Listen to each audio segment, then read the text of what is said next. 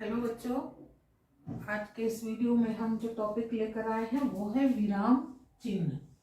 विराम का मतलब होता है ठहरना या रुकना।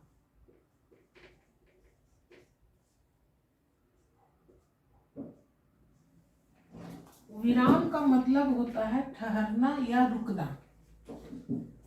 जब हम भाषा के द्वारा अपने भाव को किसी के सामने प्रकट करते हैं तो कुछ विचार के बाद या उसके कुछ अंश के बाद हम रुकते हैं, ठहरते हैं। इसी ठहराव को विराम कहते हैं। जब कोई हम अपने भाव को जब हम किसी के सामने व्यक्त करते हैं मौखिक रूप से या लिखित रूप से, तो कुछ विचार के बाद या उसके कुछ अंश के बाद हम रुकते हैं, ठहरते हैं। इसी ठहराव को कहते हैं विराम। और इस विराम को चिन्हित करने के लिए जो चिन्ह बनाया गया है, इस ठहराव को के लिए जो चिन्ह बनाया गया है वो कहलाता है विराम चिन्ह। हिंदी के भाषा में पूर्ण विराम को छोड़कर बाकी जितने भी चिन्ह है वो सारे अंग्रेजी के ही चिन्ह हैं, मतलब दोनों में समान है। सिर्फ पूर्ण विराम में इसी का चिन्ह थोड़ा अलग है, बाकी सारा चिन्ह इंग्लिश के ही समान है। सरकारी नौकरी कोई भी सरकारी या स्कूल जो भी हो, स्कूल में या कोई भी कॉम्पिटिटिव एग्जाम में इस चैप्टर से 1 या 2 प्रश्न पूछा जाता है, क्योंकि विराम चिन्ह का वाक्य में बहुत ही आवश्यकता है इसकी। अगर विराम चिन्ह का हम प्रयोग ना करें तो शायद वाक्य का जो अर्थ हम कहना चाहते हैं वो सही अर्थ प्रकट नहीं हो पाए और उसका अर्थ कुछ अलग ही निकल जाए, जिसका प्रभाव गलत होगा। इसलिए वाक्य में विराम चिन्ह का प्रयोग जरूरी है। तो जाने हम कि विराम चिन्ह कितने प्रकार के होते हैं। हिंदी में विराम चिन्ह 13 है। 13 प्रकार के चिन्ह हैं जिनका कि हम लिखते जब हम तो उस वक्त इन सब चिन्हों का प्रयोग करते हैं, ताकि हम जो कहना चाह रहे हैं या कभी कुछ लेखक या कभी कुछ कहना चाह रहा है या वक्ता कुछ कहना चाह रहा है, उस जो कहने का जो उसका भाव हो वो भाव पूर्ण रूप से स्पष्ट हो। अगर इन चिन्हों का प्रयोग ना किया जाए तो शायद जो वो कहना चाह रहा है वो अर्थ स्पष्ट न होकर कुछ अलग ही अर्थ दे दे, जिसका कि परिणाम गलत हो जाए। इसलिए वाक्य में विराम चिन्ह का प्रयोग जरूरी है। हिंदी में विराम चिन्ह 13 है। कौन कौन है वो? अल्प विराम, अर्ध विराम, पूर्ण विराम, प्रश्नबोधक चिन्ह, विस्मयादिबोधक चिन्ह, निर्देशक चिन्ह, योजक चिन्ह, कोष्ठक चिन्ह, उद्धरण चिन्ह, लाघव चिन्ह, विवरण चिन्ह, लोक निर्देशक चिन्ह और तीसरा और अंतिम है त्रुटि पूरक चिन्ह। इन 13 चिन्हों का हम जब लिखते हैं उस वक्त इन 13 चिन्हों का जहां जिसकी आवश्यकता है, जरूरत है, वहां हम प्रयोग करते हैं। तो एक एक कर जाने हम कि 13 चिन्ह का प्रयोग कहां और कैसे करेंगे। पहला चिन्ह है अल्प विराम। अल्प विराम का क्या चिन्ह है? इसको कॉमा भी बोलते हैं, इस तरह से लगाते हैं। इसका चिन्ह इस प्रकार है। कहाँ कहाँ लगाते हैं? किसी वाक्य में 2 या 2 से अधिक समान पद आ जाए, माने समान स्थिति वाले, उस जगह पे हम लोग 1 से अधिक जब आ जाएगा तो वहां हम लोग कॉमा लगा देते हैं एक शब्द के बाद।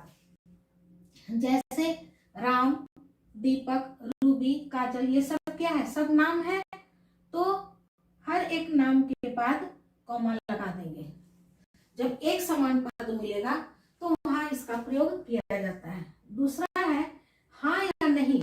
हाँ या नहीं भी जब हम बोलते हैं तो हाँ या नहीं के बाद भी कॉमा लगाना चाहिए। जैसे हाँ मैं जाऊंगा, उसको बोलना है तो क्या कहेंगे, हाँ मैं जाऊंगा नहीं बोलते, हाँ मैं जाऊंगा।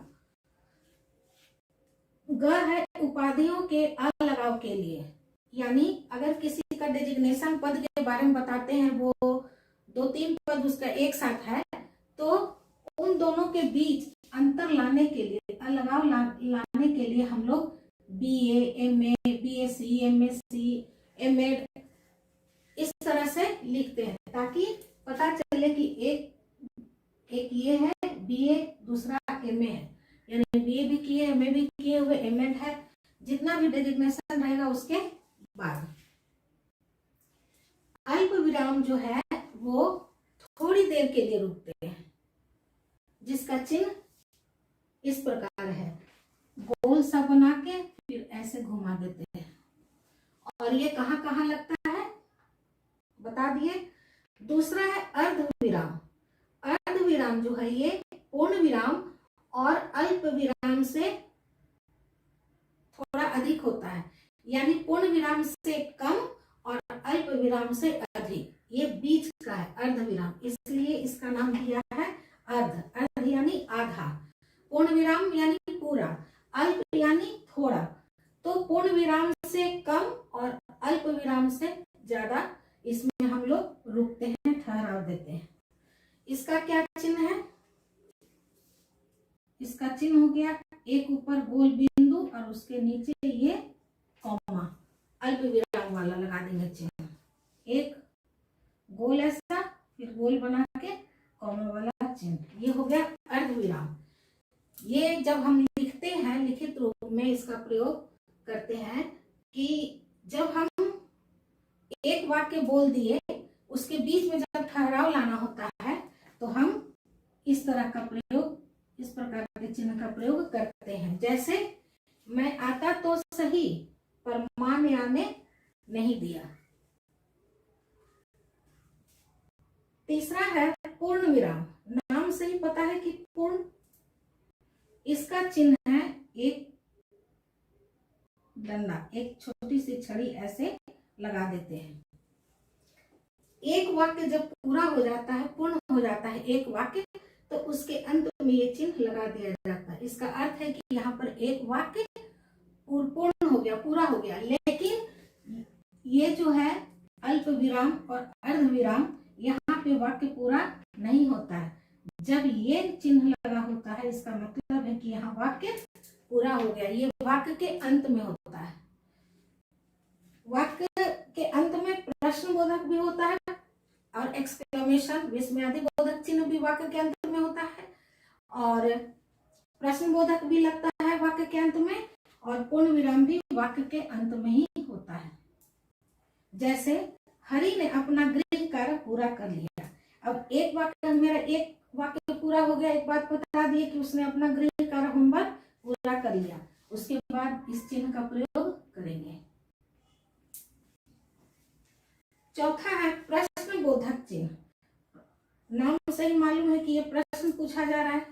इसका चिन्ह क्या है, इस तरह से गोल कर कर ऐसे नीचे लाके फिर एक बुंदा लगा देंगे। कैसा चिन्ह लगाएंगे, ऐसे गोल बना के नीचे लाके फिर उसके नीचे एक बिंदी लगा देंगे। कब कब लगता है, जब हम प्रश्न करते हैं किसी से, कब कर कर सवाल पूछते हैं, कहाँ कर कर प्रश्न पूछते हैं, कब कर कर, कैसे और क्यों, ये जो शब्द है इतने सारे 1 2 3 4 5, ये सारे शब्द प्रश्न सूचक है, प्रश्न बोधक शब्द है। प्रश्न के बारे में ये प्रयोग किया जाता है उस वक्त। जैसे तुम कहाँ जा रही हो, कहीं कोई जा रही है या जा रहा है तो उसको हम कहाँ करके प्रयोग करेंगे। कहाँ जा रहे हो, क्या कर रहे हो, क्या खा रहे हो, क्या तुम खाना खा ली। अब यहाँ की क्या जो है ये प्रश्न के रूप में, ये वाक्य के बीच में भी आ सकता है ये प्रश्न सूचक शब्द, या फिर वाक्य के शुरू में भी आ सकता है। लेकिन वाक्य के अंत में जब हम देख लेंगे ये चिन्ह तो इससे पता चल जाता है कि ये प्रश्न बोधक, प्रश्न किया हुआ ये वाक्य जो है प्रश्न बोधक वाक्य है। जैसे यहाँ कहाँ बीच में लगा है, लेकिन क्या है ये शुरू में लगा है। ये वाक्य के शुरू में या मध्य में भी लग सकता है, लेकिन इस इसका चिन्ह जहां हम देखेंगे बस समझ जाएंगे कि ये प्रश्न पूछा जा रहा है, इस वाक्य में प्रश्न पूछा जा रहा है। पांचवा है विस्मयादि बोधक चिन्ह। विस्मयादि बोधक चिन्ह का ये निशान है, एक डंडा फिर नीचे में गोल बिंदु रहेगा। विस्मयादि बोधक शब्द में हम बताए थे विस्मयादि का क्या अर्थ होता है। विस्मयादि जब कभी अचानक से जो मुंह से शब्द जो निकल जाए उसको कहते हैं विस्मयादि बोधक शब्द। तो ये जो अचानक से जो शब्द निकलेगा वो या तो खुशी के वक्त भी हो सकता है, दुख में भी हो सकता है, या किसी को शाबाशी देना होता है, या कहीं पे घृणा जाता है, घृणा लगता है तो वहां भी अचानक से मुंह निकल जाता है, भय से भी निकल जाता है अचानक से शब्द। तो ऐसे ही शब्द को कहते हैं विस्मयादि बोधक शब्द। और यहाँ विस्मयादि बोधक चिन्ह यानी वैसे शब्दों को बताने वाला जो हर्ष, शोक, घृणा, भय, डर ये इत्यादि शब्दों को बताने वाला चिन्ह को कहेंगे विस्मयादि बोधक चिन्ह। इसका चिन्ह ये है, ये शब्द के बाद तुरंत ये लगा रहेगा, जहां ये लगा रहेगा बस समझ जाओगे कि ये विस्मयादि बोधक शब्द है और ये वाक्य विस्मयादि बोधक, ये चिन्ह जो है विस्मयादि बोधक है। जैसे हे राम, यह क्या हो गया, छी कितना गंदा है। देखो जहां विस्मयादि बोधक शब्द है वहां पे ये साइन लग गया, एक्सक्लेमेशन का साइन है ना, ये साइन लग गया।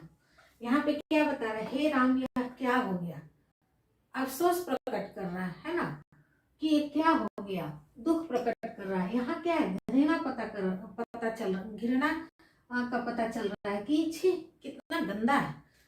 तो ये हो गया विस्मयादि बोधक चिन्ह।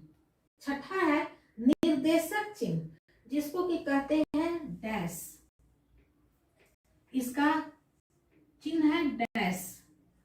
डैश कहाँ हम लगाते हैं, जहां उदाहरण देना होता है। जैसे देखो यहाँ भी हम जैसे लिखे उदाहरण दे रहे हैं तो डैश लगा दिए उसके बाद लिखे। तो इसका जो प्रयोग है वो कहाँ होता है, जहां उदाहरण देना हो, जैसे या यथा शब्द के आगे जैसे लिखेंगे या फिर यथा लिखकर डैश लगा देंगे।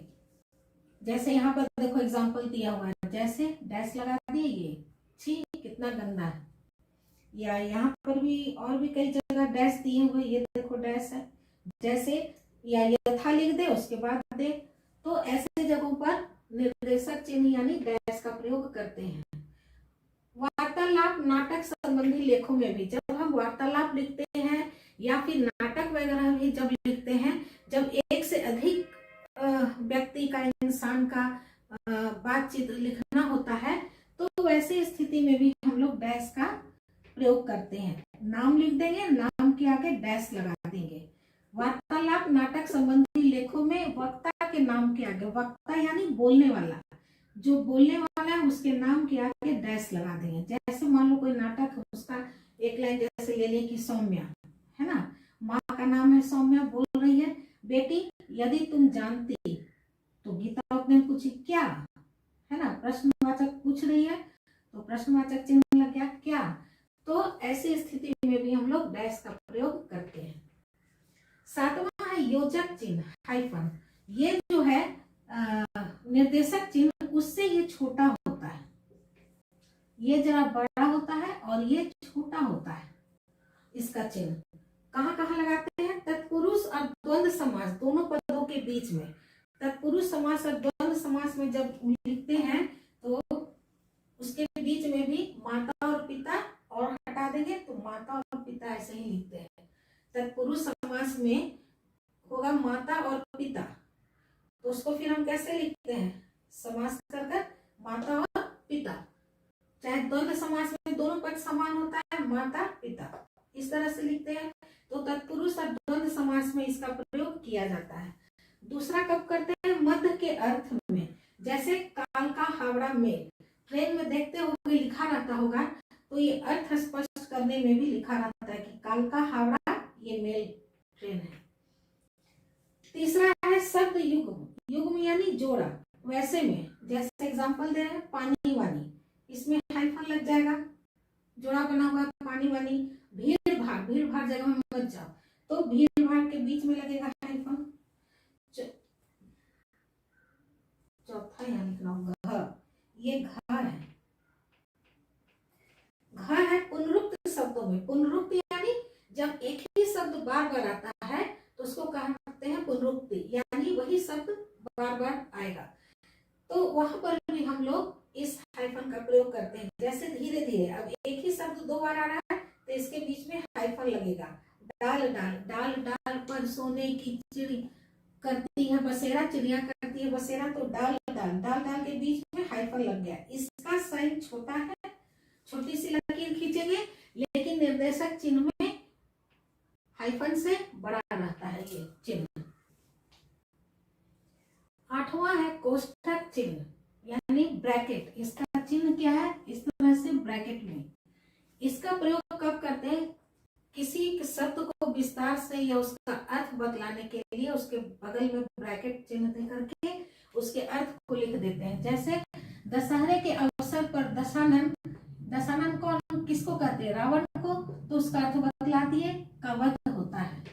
या समान अर्थ वाले शब्द को ही लिखने के लिए किया जाता है। किसी भी शब्द का अर्थ बताने के लिए उसको ब्रैकेट में लिख दिया जाता है। चौथा है उद्धरण चिन्ह, यानी उद्धरण चिन्ह इन्वर्टेड कॉमा को कहते हैं। ये 2 प्रकार का होता है। कौन कौन? ये 2 प्रकार का होता है। इकहरा जिसमें कि सिंगल इन्वर्टेड कॉमा होगा 1, और दोहरा में 2 लगा होगा, 2 लगा रहेगा इन्वर्टेड कॉमा। इसका प्रयोग कब करते हैं? किसी शीर्षक को लिखने में, जैसे विराम चिन्ह, यहाँ हम लिखे विराम चिन्ह,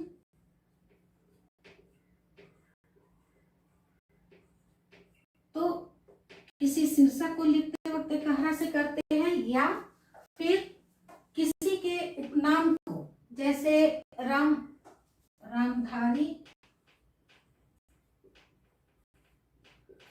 रामधारी सिंह दिनकर,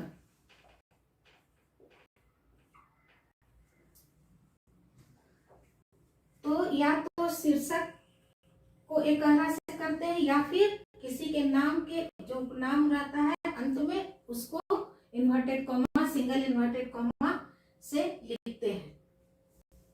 दोहरा में है कि जब किसी के कही हुई बात को जब हम लिखते हैं तो कॉमा के बाद डबल इन्वर्टेड कॉमा में उसकी कही गई बात को लिखते हैं। जैसे महात्मा गांधी ने कहा,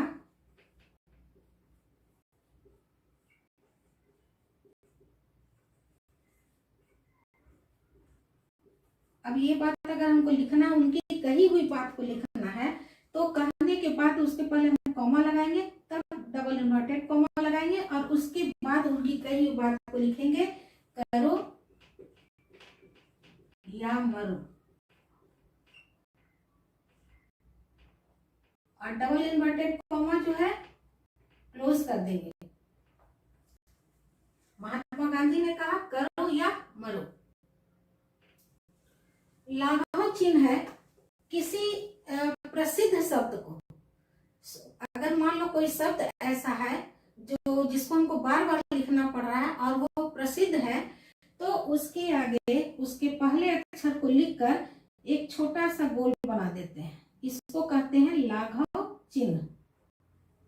अब मान लो कोई डॉक्टर पे मान लो निबंध लिखना है और बार बार डॉक्टर का नाम ये है, ये इस डॉक्टर ये स्पेशलिस्ट है इसमें, या कोई भी शब्द को अगर बार बार लिखना हो और वो शब्द प्रसिद्ध है, तो उसके पहले अक्षर के आगे वो लगा देंगे। जैसे डॉक्टर, डॉक्टर को कैसे लिखेंगे? डॉ लिख करके ऐसे, डॉ का पहला ये ले लेंगे और उसके बाद गोल चिन्ह लगा देंगे, यानी डॉक्टर। उत्तर प्रदेश, उत्तर प्रदेश, उ लिख दिए और प्रदेश।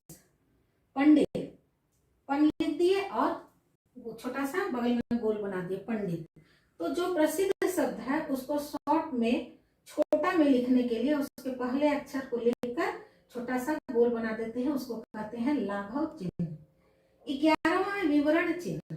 विवरण या जब डिस्क्राइब करते हैं, उसके बारे में विस्तार से जब बताना होता है, तब उसके आगे ये चिन्ह लगा देते हैं, यानी अब हम उसके बारे में विस्तार से विवरण कर रहे हैं।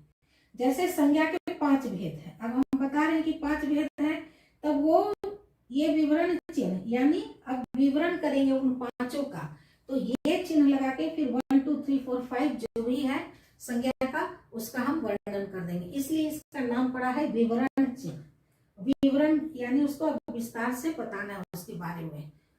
इसका चिन्ह है 2 डॉट देंगे और उसके दोनों के बीच में एक लाइन खींच देंगे, ये कहलाया विवरण चिन्ह।